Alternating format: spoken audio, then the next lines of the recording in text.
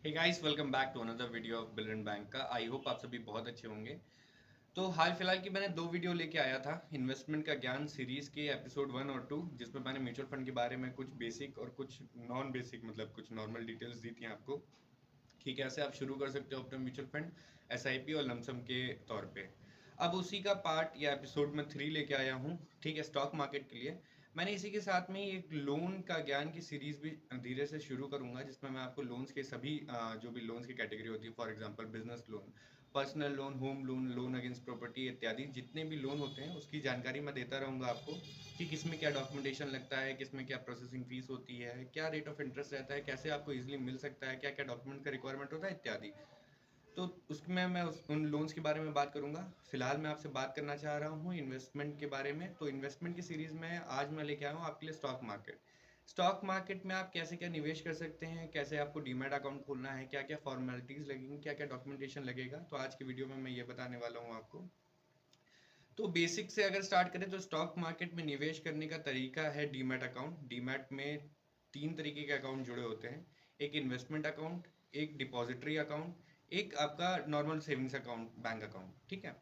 तो इसमें क्या होगा, आपके पास एक नॉर्मल सेविंग अकाउंट होना चाहिए, पैन कार्ड, आधार कार्ड होना चाहिए और कुछ बेसिक डिटेल, फॉर एग्जांपल आपका mobile number, email ID type की चीज़ें आपके पास होनी चाहिए, ताकि आप अपना डीमैट अकाउंट खोल सको। डीमैट अकाउंट अगर आपको खोलना है तो दिए गए नंबर पे कॉल करिएगा और हमारे साथ भी आप इन्वेस्टमेंट भारत के साथ अपना जुड़ के अपना स्टॉक मार्केट का काम चालू कर सकते हैं, वो भी बहुत अच्छी फैसिलिटीज़ और ब्रोकरेज के साथ। तो आप जैसे ही अपना डीमैट अकाउंट खुलवा लेते हैं, उसी के साथ में ही आपका डीपी यानी कि डिपॉजिटरी अकाउंट भी खुल जाता है, जहाँ पे शेयर्स आप जो परचेज करते हो वो जाके स्टे करते हैं, रुकते हैं या फिर ठहरते हैं, ठीक है। आपने जैसे फॉर एग्जांपल आज आप मार्केट में गए, आपने मार्केट में टाटा मोटर्स का कोई शेयर खरीदा, ठीक है, और ठीक जैसे ही आपने खरीदा उसे, तो आज ही अगर आपने बेच दिया तो वो ट्रेडिंग हो गया, तो वो काइंड ऑफ ट्रेडिंग अकाउंट था, ठीक है। अगर आपने उसको खरीद लिया और 2 दिन के लिए रखा या फिर एक हफ्ते के लिए, एक साल के लिए रखा, तो वो आपके डिपॉजिटरी अकाउंट में सेफ रहता है, तो आपकी होल्डिंग्स में वो दिखाता है, इसी वजह से वो आपकी होल्डिंग्स में दिखाता है। तो आपका ये जैसे ये डीमैट अकाउंट खुल जाता है, उसके बाद आप किसी भी शेयर में आप इन्वेस्ट कर सकते हो इजीली। इन्वेस्ट करने के लिए आपको बस कुछ फंड्स का रिक्वायरमेंट होगा। फंड्स का रिक्वायरमेंट फंड अपने जो भी सेविंग्स अकाउंट या फिर जो भी खाता होगा आपका, उससे निकाल के आप सेविंग्स में और अपने डीमैट अकाउंट में अपना फंड ऐड कर सकते हो। जैसे ही आप फंड ऐड कर लोगे, आप उसके बाद अपनी सेविंग्स अपना सॉरी डीपी अपना डीमैट अकाउंट यूज़ कर सकते हो, अपना स्टॉक कोई भी बाय परचेज सेल कर सकते हो। फॉर एग्जांपल जो भी बड़ी कंपनीज है, एचडीएफसी बैंक है, इन्फोसिस है, एसबीआई बैंक है इत्यादि, बहुत सारी ऐसी कंपनीज हैं। और आज के समय पे मतलब सब डिस्काउंटेड रेट पे मिल रही है, मैं यूँ कहूँगा, हालांकि मार्केट गिरी हुई है पिछले 1-2 हफ्तों से। और अपनी सूझबूझ से, अपनी आइडिया से आप अपना निवेश कर सकते हो। निवेश का समय जो सीमा रहती है वो इत्यादि लॉन्ग टर्म ही रखिएगा, 1 साल या उससे ज़्यादा का होरिजन रखिएगा कभी भी आप निवेश करना चाहें।